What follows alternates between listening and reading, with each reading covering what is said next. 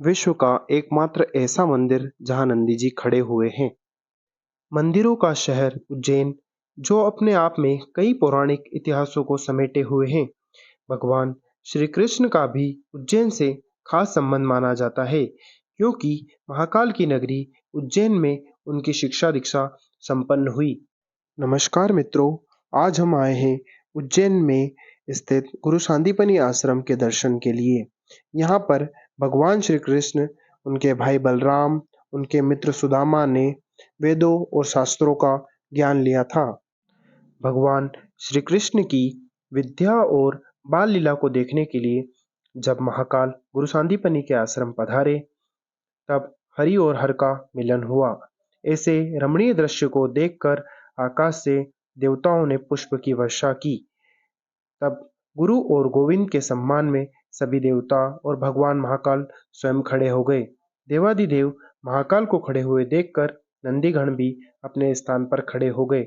इस तरह यहाँ खड़े हुए नंदी की अद्भुत प्रतिमा देखने को मिलती है, जो कि संसार में संभवतः कहीं नहीं है। आइए अब हम आपको कुंडेश्वर महादेव के दर्शन करवाते हैं। भगवान कुंडेश्वर महादेव 84 महादेव में से 40वें नंबर के महादेव हैं। इसी मंदिर में खड़े नंदी की प्रतिमा विराजित है।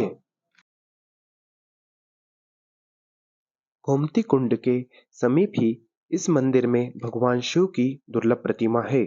यह स्वयंभू प्रतिमा है, अर्थात इसे गुरु सांदीपनि ने अपने तपोबल से प्रकट किया था, जिसे सर्वेश्वर महादेव के नाम से जाना जाता है। दरअसल यह एक ऐसा स्थान है जहां पर भगवान महादेव की कृपा से इस आश्रम की नींव रखी गई, क्योंकि जब महर्षि सांदीपनि और गुरु माता इस स्थान पर पधारे थे, तब यहाँ पर सूखा और अकाल हुआ करता था।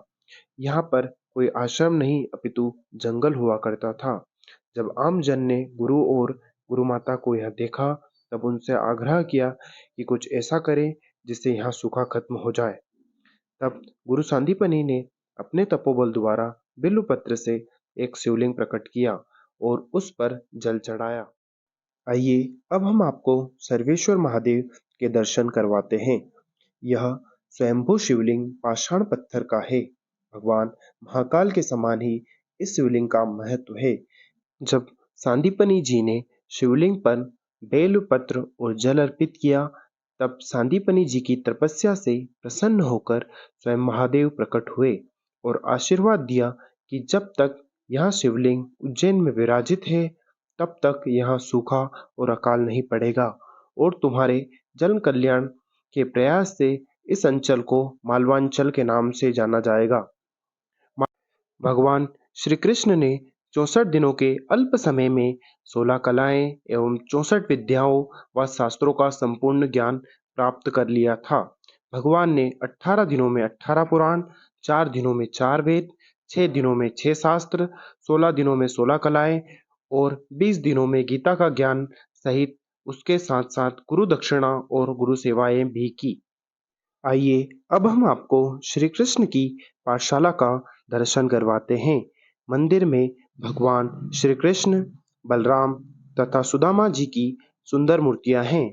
भगवान श्री कृष्ण अपने बाल रूप में थे, अतएव उनके हाथों में आप स्लेट व कलम देख सकते हैं। इस आश्रम में एक सुंदर सरोवर स्थित है, जिसे गोमती कुंड कहा जाता है।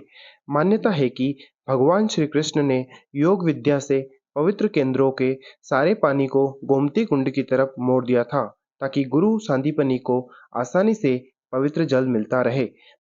भगवान श्री कृष्ण पट्टी या स्लेट पर जो अंक लिखते थे, उसे मिटाने के लिए गोमती कुंड जाते थे। यहाँ भगवान श्री कृष्ण लिखने की पट्टियां धोकर अंक मिटाते थे। अतः इस आश्रम के सामने से जाने वाला मार्ग अंकपात मार्ग के नाम से विख्यात हुआ।